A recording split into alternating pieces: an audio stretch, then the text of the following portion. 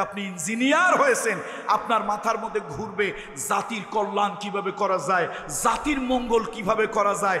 আপনি যদি ওই জাতীয় ডাক আপনার ইঞ্জিনিয়ার হন, পড়েছেন, তবে রবের নামে না, আপনার মাথার মধ্যে খালি শয়তান গুড়াকির্মি মাথার মধ্যে খালি ঘুরবে। 3 টাকার প্রজেক্ট 33 টাকা বানাবেন, এরপরও চরিত্র খারাপ। প্রজেক্ট বাস্তবায়নের সময় রডের পরিবর্তে জাতিরে 2টা বাঁশ ঢুকায় দেবেন। এরকম হয় না? হয় না? এই জন্য বলি, আবাসিক এলাকার যে সকল সম্মানিতা মা আছেন, আবাসিক এলাকায় যে সকল সম্মানিতা বোন আছেন, ভাইরা চাকরিজীবী, কর্মজীবী, পেশাজীবী, নানান কাজে তারা ব্যস্ত থাকেন, খবরদার, আপনার সন্তানের শিক্ষার দায়িত্ব আপনি নিয়েছেন। মা হচ্ছে পৃথিবীতে সব থেকে বড় বিশ্ববিদ্যালয় হলো মা, সব থেকে বড় এডুকেশনাল ইনস্টিটিউশন হচ্ছে মা, সব থেকে বড় মাদ্রাসা হলো মা।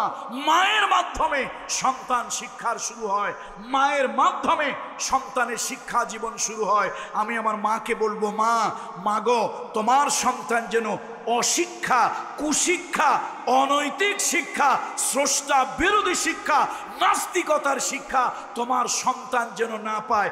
মা, প্রথম ভূমিকা তোমাকে নিতে হবে।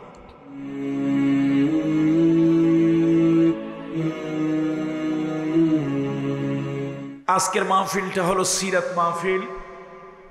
উদ্যোক্তা বা যাদের ব্যানারে করা হয়েছে সেটা হচ্ছে একটা এডুকেশনাল ইনস্টিটিউশন। এই যে এডুকেশনাল ইনস্টিটিউশন, তালিমুল কোরআন ইসলামিয়া মাদ্রাসা, আমার মনে হয় আমার মূল আলোচনায় যাওয়ার আগে মাদ্রাসার ব্যাপারে একটু কথা বলা দরকার। আমি অন্য ধর্মের ব্যাপারে কখনোই আজে বাজে কোনো মন্তব্য করি না। অন্য ধর্মাবলম্বী অথবা ভিন্ন ধর্মাবলম্বী অথবা অমুসলিম সম্প্রদায়ের কোনো ভাই বোন যদি থাকেন, আমি তাদেরকে সুস্বাগত জানাচ্ছি আজকের সিরাত মাহফিলে, আজকের তাফসীর মাহফিলে, আজকের আলোচনা মাহফিলে। অন্য ধর্মাবলম্বী ভাই বোনদেরকে উদাত্ত আহ্বান জানাচ্ছি, আপনারা আসতে পারেন, সসম্মানে আমাদের পাশে বসতে পারেন, আল্লাহর কোরআন এবং রাসূল আকরাম সাল্লাল্লাহু আলাইহি ওয়াসাল্লামের হাদিস থেকে আলোচনা শুনতে পারেন। কোনো ধর্মকেই কটাক্ষ ছোট করে কথা নয়, কিন্তু বাস্তবতা স্বীকার করতেই হবে। পৃথিবীতে মুহাম্মদ রাসূলুল্লাহ সাল্লাল্লাহু আলাইহি ওয়াসাল্লামের মাধ্যমে যে জীবন ব্যবস্থা, যেই সুন্দর একটা দিন, যে সুন্দর মানব জীবনের একটা পরিপূর্ণ বিধান এলো, সেই ধর্মের শুরুই হলো পড়ার কথা দিয়ে। মুহাম্মদ রাসূলুল্লাহ সাল্লাল্লাহু আলাইহি ওয়াসাল্লাম গারে হেরায় 5টি বছর মহামহিম আল্লাহ তাআলাকে তিনি খুঁজতেছিলেন।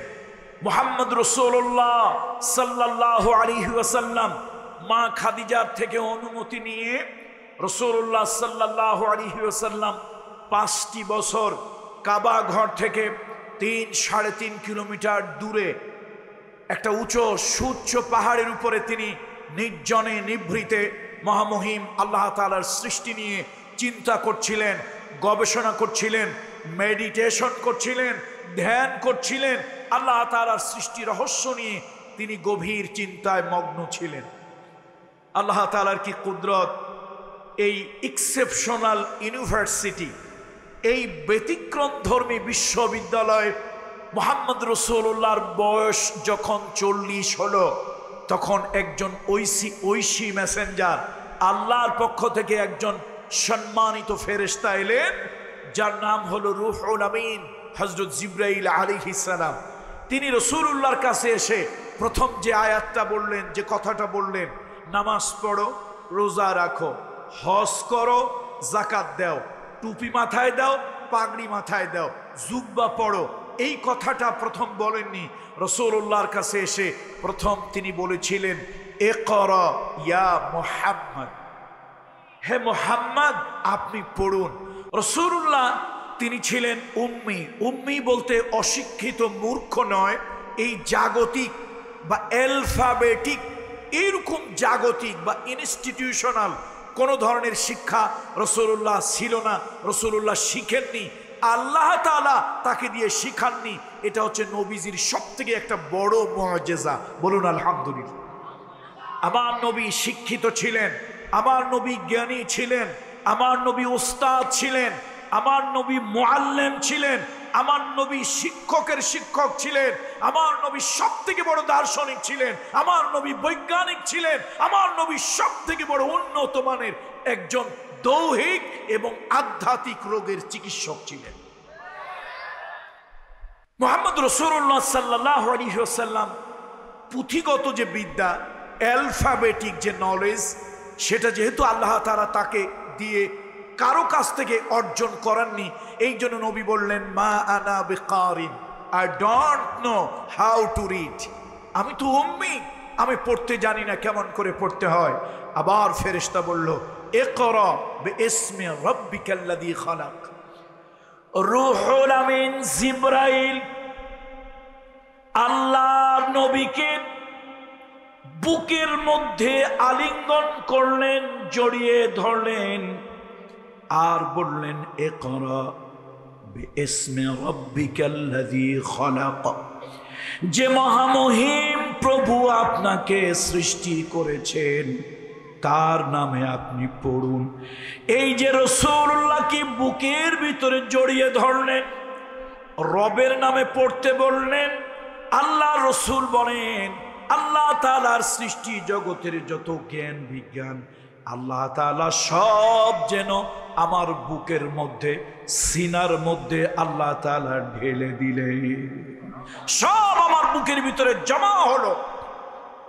এই যে ইলম, এই যে জ্ঞান, এই যে নলেজ, এটা এত ওয়েটফুল, এত ভারী ছিল, মুহাম্মদ রাসূলুল্লাহ সাল্লাল্লাহু আলাইহি ওয়াসাল্লাম সহ্য করতে পারছিলেন না। তিনি আনব্যালেন্স হয়ে যাচ্ছিলেন, তার গায়ে জ্বর উঠে গিয়েছিল। তিনি তাড়াতাড়ি চলে গেলেন তার জীবন সঙ্গিনী, কনজুগাল লাইফের পার্টনার, দাম্পত্য জীবনের সাথী আম্মা জান খাদিজা রাদিয়াল্লাহু তাআলা আনহার কাছে চলে গেলেন, গিয়ে বললেন জাম্মিলুনি জাম্মিলুনি, ও খাদিজা আমার জীবন সঙ্গিনী, আমার জীবন সঙ্গিনী, আমার দাম্পত্য জীবনের বন্ধু, আমার দাম্পত্য জীবনের সাথী, আমি ভীত সন্ত্রস্ত, আমাকে একটু কম্বল দিয়ে তুমি জড়িয়ে দাও, আমাকে একটু কম্বল দিয়ে তুমি ঢেকে দাও।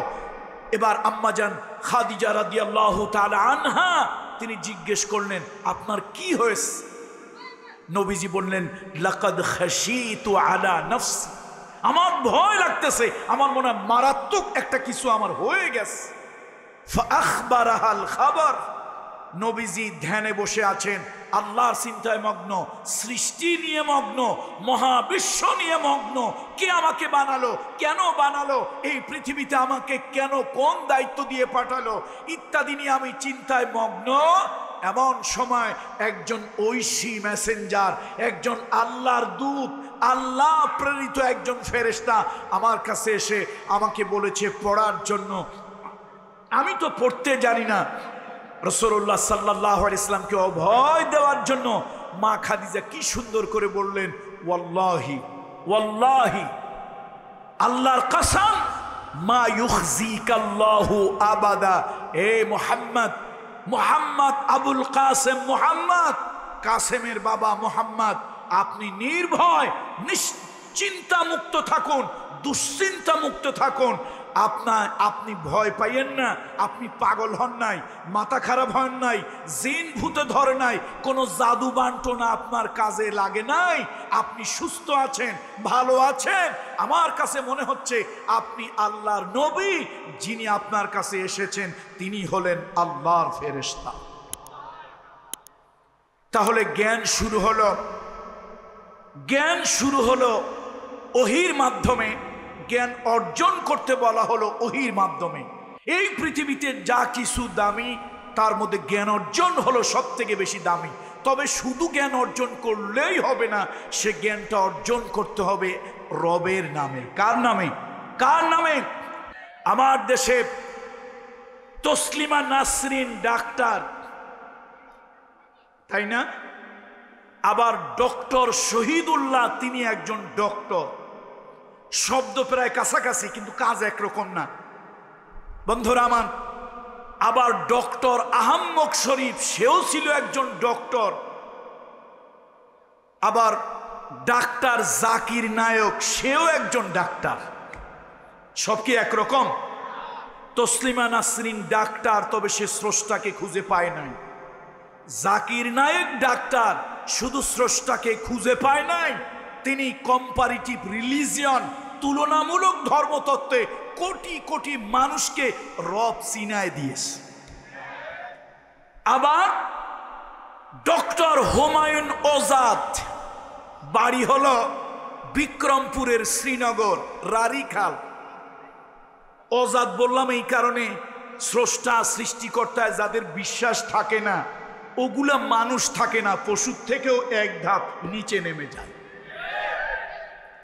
বন্ধুরা আমার, এই রবের নামে আল্লাহ তাআলা কেন পড়তে বললেন? রবের নামে পড়লে একটা লাভ আছে, না পড়লে ক্ষতি আছে। যেমন আপনি রবের নামে পড়েছেন, ডাক্তার হয়েছেন, আমার মতো পিজাদা পিসায় ভর নাই, খানকায় জিকির আজগার নিয়ে বসেন নাই, আপনি ডাক্তার হয়েছেন, তবে পড়েছেন কার নামে? জবাব দেন, পড়েছেন কার নামে? রবের নামে পড়েছেন। উপকার হলো আপনার কাছে রুগী গেলে ওই রুগী বাঁচবে, আধা মরা রুগী গেলেও অন্তত বাঁচার আশা করবে। আর আপনি যদি রবের নামে পড়ে ডাক্তার না হন, তাজা রুগী গেলেও আপনার কাছে মরে যাবে। একজনের হইছে বিষ ফোড়া। বিষ ফোড়া বোঝেন তো? ওই লোমের নিচে ফোড়া হয় ছোট, কিন্তু জ্বালা যন্ত্রণা বেশি।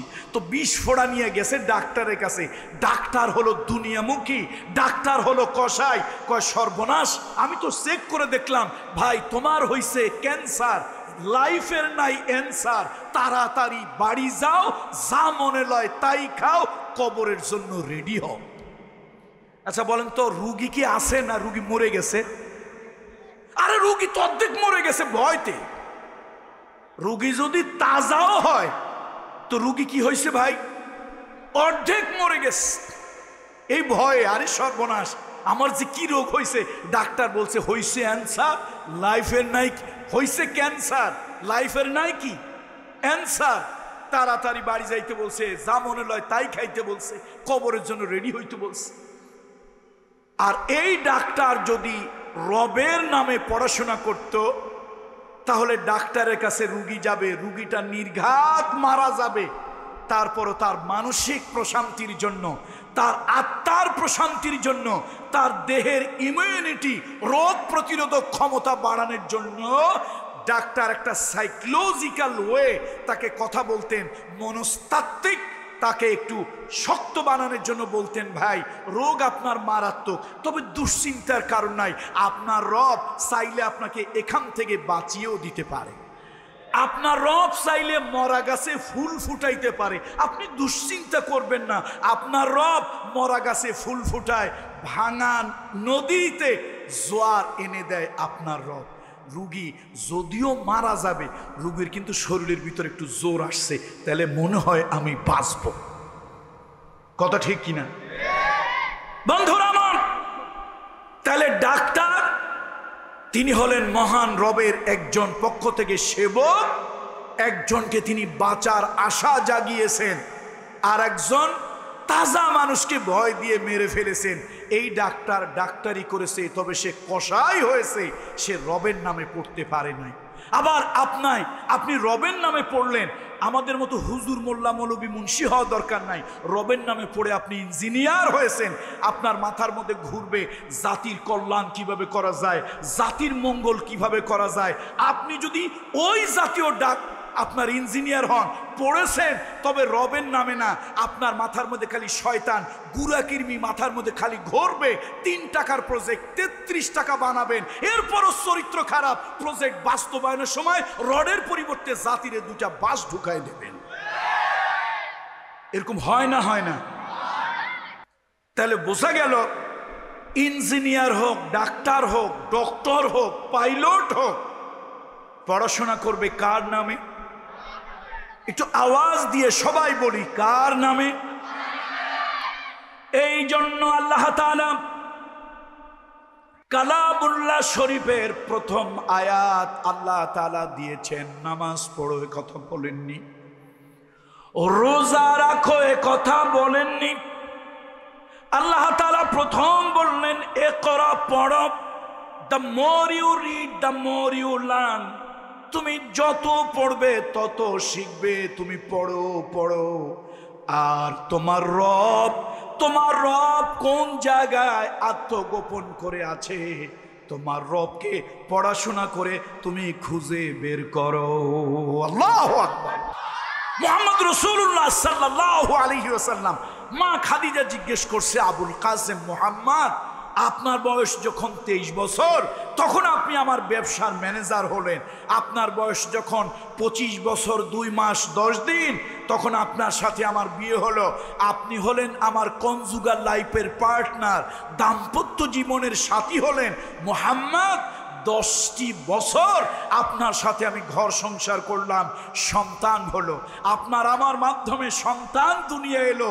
আমি যতই দেখি মুগ্ধ হই, কত মানুষের চরিত্র এত সুন্দর হয়, এত নিষ্কলুষ হয়, এত অপরাধ মুক্ত হয়, কোন মানুষ এত ভালো হয়, কোন মানুষের চরিত্র এত উন্নত শ্রেষ্ঠ হয়। মুহাম্মদ, আপনাকে যতই দেখি আমি ততই বিস্মিত হই, অবাক হই। পৃথিবীতে এমন মানুষও আছে। কিন্তু মুহাম্মদ, আবুল কাসেম মুহাম্মদ, আমার একটা জিনিস একটু খটকা লাগে। আমার বয়স বেশি, আপনার বয়স কম। বিগতা যৌবনা এক পৌরা নারী, বয়স্কা নারীকে বিয়ে করে আপনি কি মানসিক কষ্টে আছেন? মাঝে মাঝে আপনি আত্মভোলা হয়ে যান, মাঝে মাঝে আপনার আত্মবিস্মৃতি ঘটে, মাঝে মাঝে আপনি নিজের ভিতরে নিজেকে হারিয়ে ফেলেন, মাঝে মাঝে আত্মভোলা হয়ে আকাশের দিকে তাকিয়ে থাকেন। আপনার মনে কোন ব্যথা? আপনার মতো ভালো মানুষকে আমি কষ্ট দেব না, আপনার মনের ব্যথা আমি দূর করে দেব। মা খাদিজার ধারণা ছিল হয়তো তিনি কোনো সুন্দরী, সুনয়না, সুদর্শনা, ষোড়শী, অষ্টাদশী, হয়তো কোনো নারীর প্রতি আকৃষ্ট কিনা তা তো আমি জানি না। আহা, মুহাম্মদ রাসূলুল্লাহ কি সুন্দর করে বুঝালো, খাদিজা আমি আসলে দুনিয়ার কোনো লোভ লালসা, অর্থ, বৃত্ত, টাকা, নারী, ক্ষমতা, এরকম কোনো লোভ লালসা আমাকে ধরেনি। আমার হৃদয়ের মধ্যে একটা শূন্যতা বিরাজ করছে। আমাকে যিনি বানালেন, আমাকে যিনি পৃথিবীতে পাঠালেন, আমি তার পরিচয়টা খুঁজে বের করতে চাই। আল্লাহু আকবার। এই জন্য আল্লাহ তাআলা কোরআনুল কারীমের ভিতরে রাসূলুল্লাহর ব্যাপারে বলছেন, ওয়াওয়াজাদাকা দাল্লান ফাহাদা, ওয়াওয়াজাদাকা দাল্লান ফাহাদা। হে নবী, আপনি আমারে খুঁজে বেড়াচ্ছিলেন, আপনি আমাকে তালাশ করছিলেন, আমি আল্লাহর অস্তিত্ব আপনি তালাশ করছিলেন, খুঁজে বেড়াচ্ছিলেন। আর ওহির মাধ্যমে সেই নুরানি পথ আমি আল্লাহ তাআলা আপনাকে দেখিয়ে দিলাম। আল্লাহু আকবার। তাহলে আসুন, প্রথম হচ্ছে পড়াশোনাটা কিন্তু খুব গুরুত্বপূর্ণ, খুব গুরুত্বপূর্ণ। এই আজকের আবাসিক এলাকার মায়েরা যারা আছেন, আজকালকার তো পড়াশোনা করানোর জন্য মায়েদের ভূমিকা বেশি। অনেক সময় অনেক মা আছেন বাবাদের উপরে জোর খাটান, কয় আমি যা বলবো তাই হবে, আমি যা বলবো তাই হবে। সুতরাং সন্তানকে তারা পড়াশোনা করান। আমি আমার মায়েদের প্রতি শ্রদ্ধা নিয়ে, আমি আমার মায়ের জাতির প্রতি শ্রদ্ধা নিয়ে বলবো, মা আপনার সন্তানকে অপথে, কুপথে, অশিক্ষা, কুশিক্ষা দেবেন না, তার ফাউন্ডেশনটা দেবেন রবের নামে শিক্ষা দিয়ে। আপনার সন্তান পাইলট বানান, ডাক্তার বানান, ডক্টর বানান, আলেম বানান, বুজুর্গ বানান, ইঞ্জিনিয়ার বানান, কোনো কিছুতেই নিষেধ না। ইসলাম ন্যারো মাইন্ডেড নয়, ইসলামের ভিতরে কোনো ন্যারোনেস নাই। ও মা, তবে সন্তানকে রব থেকে দূরে সরাবেন না, আল্লাহ থেকে দূরে সরাবেন না। মায়েরা ছোটবেলা উঠেই সন্তানকে একটা মিথ্যা শিক্ষা দেয়, হাট টিমাটিম টিম, মাঠে পাড়ে ডিম, খাড়া দুটি শিং, হাট টিমাটিম টিম। আচ্ছা বলেন তো, পৃথিবীর কোন জঙ্গলে এমন কোন প্রাণী আছে কি যেই প্রাণী স্তন্য পায় না, যে প্রাণী ডিম পাড়ে তার মাথায় খাড়া দুটা শিং? এরকম কোন প্রাণী পৃথিবীতে আছে? অস্তিত্ব আছে? তাহলে এগুলি আমাদের সিলেবাসে ঢুকাইলো কে? ওই যে আল্লামা মরহুম শহীদ দেলওয়ার হোসেন সাইদি বলেছিল, ইসলামের আইন যদি না থাকে তাহলে মন্ত্রী মিনিস্টারদের বড় বড় বোতল খাওয়া যায়। তো সিলেবাসের ভিতরে বাচ্চাদেরকে এই মিথ্যা শিক্ষাটা যে দিয়েছে, ঢুকাই দিয়েছে সিলেবাসের ভিতরে। আমার দৃঢ় বিশ্বাস ওরা ওইরকম লাল নীল পানির বোতল খাইছিল। ছোটবেলায় আমরা পড়েছি কি সুন্দর নৈতিক পড়া, যে পড়ার ভিতরে নৈতিকতা আছে, ইথিক্স আছে, মূল্যবোধ আছে, আইডিওলজি আছে, ম্যানার আছে। ছোটবেলায় পড়েছি, যদিও একজন হিন্দু ভদ্রলোক লিখেছে, সে হিন্দুর পড়া পড়তে আমার কোনো আপত্তি নাই। সকালে উঠিয়া আমি মনে মনে বলি, সারাদিন আমি যেন ভালো হয়ে চলি, আদেশ করেন যাহা মোর গুরুজনে, আমি যেন সেই কাজ করি ভালো মনে। আচ্ছা বলুন তো, এর মধ্যে কিছু নীতি নৈতিকতার কথা আছে? আছে, আছে। কিছু আইডিওলজির কথা আছে, কিছু দর্শন আছে, এর ভিতরে কিছু ম্যানার আছে, এর ভিতরে কিছু আপনার রুলস আছে, কিছু সামাজিক কার্টিসি আছে, ধর্মীয় কার্টিসি আছে। এই নীতি নৈতিকতা মূল্যবোধের শিক্ষা এগুলা বাদ দিয়া তারপরে ওই দেখা যায় তাল গাছ, ওই আমাদের গা, ওইখানেতে বাস করে কানা বগির সা, এ বগি তুই খাস কি, পান্তা বাদ চাস কি? আচ্ছা, এর মধ্যে শিক্ষাটা কি? এই জন্য বলি, আবাসিক এলাকার যে সকল সম্মানিতা মা আছেন, আবাসিক এলাকায় যে সকল সম্মানিতা বোন আছেন, ভাইরা চাকরিজীবী, কর্মজীবী, পেশাজীবী, নানান কাজে তারা ব্যস্ত থাকেন, খবরদার, আপনার সন্তানের শিক্ষার দায়িত্ব আপনি নিয়েছেন। মা হচ্ছে পৃথিবীতে সব থেকে বড় বিশ্ববিদ্যালয় হলো মা, সব থেকে বড় এডুকেশনাল ইনস্টিটিউশন হচ্ছে মা, সব থেকে বড় মাদ্রাসা হলো মা। মায়ের মাধ্যমে সন্তান শিক্ষার শুরু হয়, মায়ের মাধ্যমে সন্তানের শিক্ষা জীবন শুরু হয়। আমি আমার মাকে বলবো, মা গো, তোমার সন্তান যেন অশিক্ষা, কুশিক্ষা, অনৈতিক শিক্ষা, স্রষ্টা বিরোধী শিক্ষা, নাস্তিকতার শিক্ষা তোমার সন্তান যেন না পায়। মা, প্রথম ভূমিকা তোমাকে নিতে হবে। ঠিক কিনা বলুন? এই জন্য আল্লাহ তাআলা আমাদের মায়েদেরকে এই তৌফিক আল্লাহ তাআলা দান করুন, এই নীতি নৈতিকতার শিক্ষা যেন তারা গ্রহণ করতে পারে। আল্লাহ তাআলা আমার মায়েদেরকে সে তৌফিক দান করুন। যেহেতু একটা মাদ্রাসা, এখানে আলহামদুলিল্লাহ জাগতিক শিক্ষা এবং সাথে সাথে তার যে একটা নীতি নৈতিকতার শিক্ষা, তার মূল্যবোধ, যেটাকে আমরা বলি ভ্যালুস, এই মূল্যবোধের শিক্ষা আলহামদুলিল্লাহ এই মাদ্রাসাগুলোতে দেওয়া হয়। আপনাদের সন্তানগুলো মাদ্রাসায় পড়াবেন, নীতি নৈতিকতার শিক্ষা দেবেন। আশা করি এই সন্তানগুলো অন্তত আল্লাহর মেহেরবানি মকিম গাজিয়ার ইরশাদ শিকদারের মতো হবে না, এটা আশা করছি। বে ইজনিল্লাহ, বে মাশিয়াতিল্লাহ।